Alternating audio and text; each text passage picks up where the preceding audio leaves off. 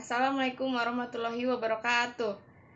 Nama saya Len Audi Natasya, saya nomor absen 9 dari 11 IPS 1. Kali ini materi yang akan saya presentasikan ialah materi tentang pengangguran. Yang akan saya bahas ada 4 pokok permasalahan. Yang pertama, pengertian pengangguran. Yang kedua, tingkat pengangguran. Yang ketiga, macam-macam pengangguran. Yang keempat, dampak pengangguran dan cara mengatasinya. Pengertian pengangguran. Pengangguran adalah orang yang belum memiliki pekerjaan atau sedang mencari pekerjaan. Pengangguran terjadi karena banyaknya penawaran pekerjaan daripada permintaan pekerjaan.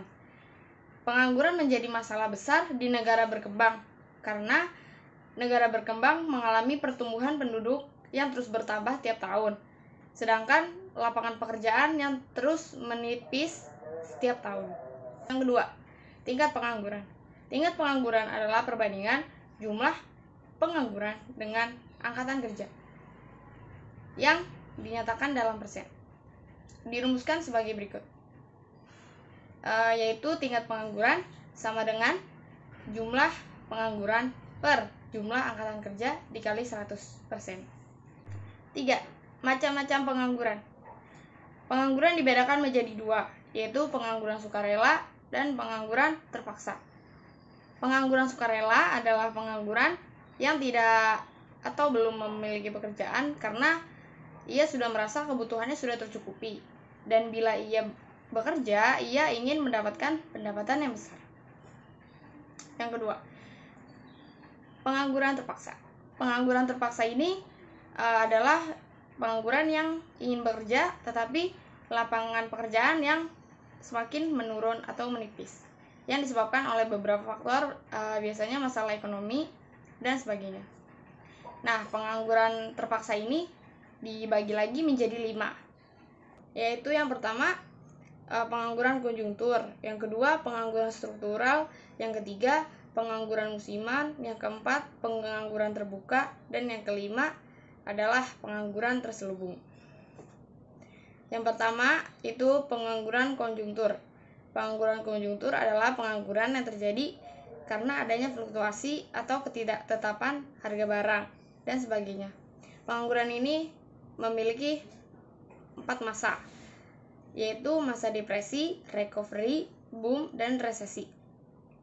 Di depresi, di mana perusahaan merugi karena harga barang turun dan tingkat upah turun, serta lapangan kerja yang turun. Yang kedua, recovery, yaitu masa pemulihan, di mana barang surplus mulai terjual dan perusahaan mengalami masa pemulihan dengan harga-harga yang naik dan kesempatan kerja meningkat. Dan yang ketiga adalah boom. Boom adalah titik puncak, di mana boom itu suatu perusahaan mencapai tingkat kesuksesan, yang dimana kesempatan bekerja semakin bertambah, upah semakin tinggi, dan sebagainya. Nah, yang keempat yaitu resesi. Resesi adalah masa kestabilan, di mana suatu perusahaan harus stabil dan tidak boleh turun. Masa resesi ini mengakibatkan kesempatan kerja turun, kredit bank naik, dan lainnya. Yang kedua, ada pengangguran struktural.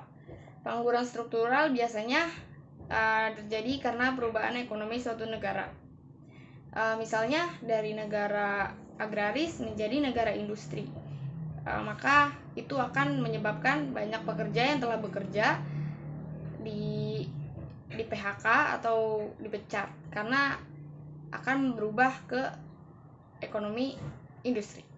Biasanya terjadi karena permintaan yang semakin tinggi atau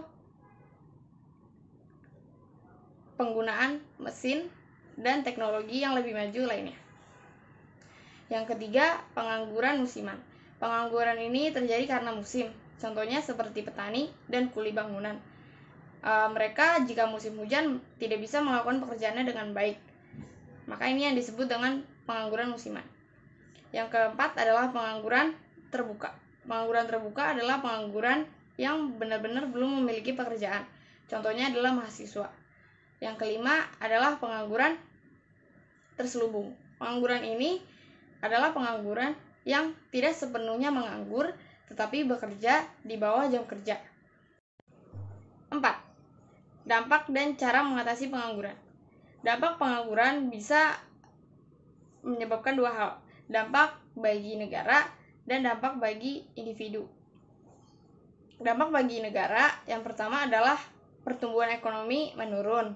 Yang kedua, penerimaan pajak masyarakat dan negara pun menurun. Yang ketiga, daya beli yang rendah. Yang keempat, mendorong terjadinya kriminalitas. Yang kelima, ketidakstabilan politik dan sosial. Dan dampak bagi individu adalah yang pertama, kehilangan percaya diri. Kedua, kehilangan mata pencarian. Yang ketiga, kehilangan skill bekerja karena ia tidak pernah bekerja lagi. Yang keempat adalah mendorong terjadinya kriminalitas atau kehilangan akal sehat. Cara mengatasi pengangguran, yang pertama ada mengembangkan kreativitas melalui berwirausaha. Yang kedua, mengembangkan sekolah menengah kejuruan atau SMK. Yang ketiga, melakukan program kerja dengan luar negeri atau yang kita kenal dengan TKI. Yang keempat, melakukan kegiatan industri informal atau home industry. Yang kelima, memperluas lapangan pekerjaan atau kesempatan pekerjaan di wilayah yang banyak mengalami pengangguran. Selain itu ada beberapa cara, yaitu yang pertama mengubah mindset atau wawasan. Yang kedua, menyeleksi tenaga kerja Indonesia atau TKI. Dan yang ketiga adalah menyederhanakan perizinan. Yang keempat adalah pengembangan wilayah. Yang kelima, mengembangkan potensi kelautan. Dan yang terakhir, mengembangkan lembaga sosial yang menjamin penganggur. Itu dia materi ekonomi yang dapat saya sampaikan. Kurang lebihnya mohon maaf. Wabillahi taufiq walhidayah. Wassalamualaikum warahmatullahi wabarakatuh.